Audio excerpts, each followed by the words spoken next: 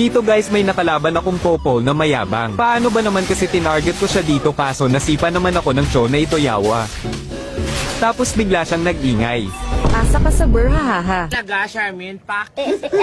May kayabangan din pala si Idol. Dito kung makikita nyo nag-ulti siya agad, halatang gigil to sa akin. Kaya nung nakita kong nasa damo si Haya ay dali-dali naman akong bumalik sabay ulti sa kanya. At tipi sa mukha niyang makapal. Tipi yarn, dalawa kayo eh. Isa-isa lang mahina kalaban. Talaga? Hindi sana pinabillboard mo.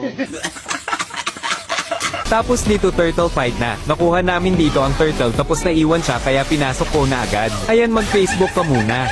Sinusubukan talaga ako. Mamaya ka lang kagat ka sakin. Ano paki ko? Tangina mo. Since maingay tong si Popol ay ni-target lock ko na siya buong game.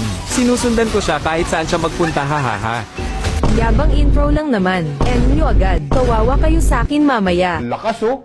Oh my God. Ang lakas oh.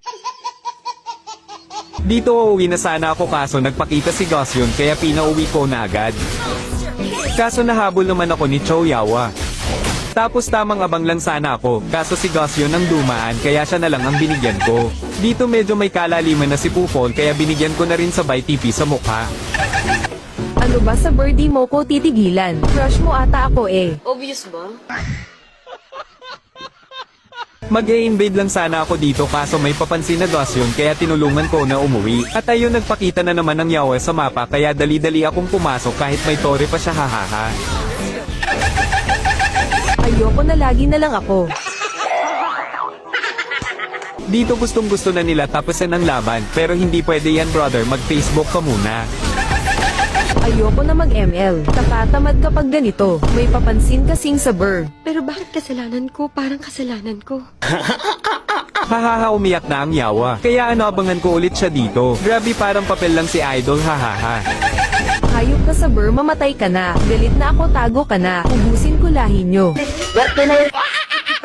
Kapal na mukha mo. Aba hindi pa pala seryoso ang yawa. May pa my turn si Idol hahaha. Nga pala baka bago ka lang sa ating page at gusto mo ng mga ganitong videos ay i-like at follow muna ang ating page. At kung matagal ka nang nanonood sa videos natin o baka isa ka sa mga solid supporters natin ay baka pwede makakuha ng isang heart at share. Maraming salamat. Panoorin nyo guys kung paano ko ginawang sisig ang mga kalaban namin dito.